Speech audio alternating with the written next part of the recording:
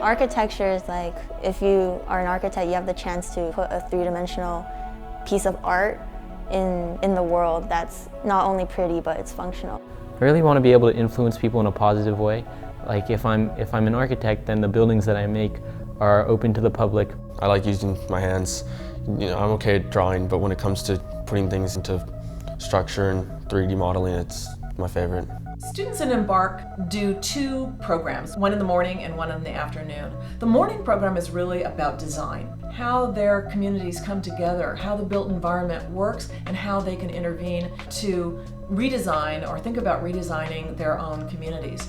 In the afternoon, the students do something that we call Y-Plan. Y-Plan stands for Youth, Plan, Learn, Act Now. It's about environmental justice, sustainable urban planning.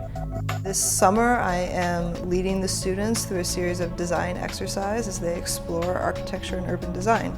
We are looking at a bus stop remodel for downtown Oakland and playing with the ideas of what does it mean to wait for a bus, what does it mean to use mass transit, and how can we make that more fun and interactive.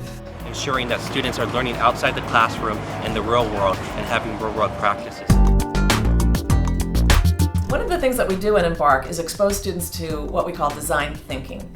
It's a way of identifying and defining problems. It allows them to think broadly, to think laterally, to think about the context of a particular problem, and then to, in an iterative way, think about solutions.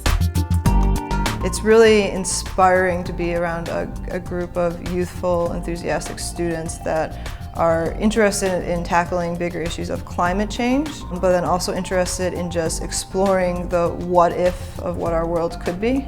My bus stop, I have two ideas. One is kind of a circular idea with a canopy that sort of rotates, and my other idea is more of a traditional bus stop. I think it's really important for high school students in particular to be involved in the embARC and Y-Plan programs because the youth voice is really important in shaping the future, and especially in issues like climate change. I was incredibly impressed with their grasp of the material, their quick grasp of this material, which is fairly complicated policy work. We're learning about how environmental policy ties in with urban design. At first I was pretty nervous because I never presented in front of a huge panel of professionals in Sacramento before. The people were really friendly and really open, and they gave a lot of good feedback. The program is really awesome. It is rigorous, it's pretty tough, but it's really enlightening.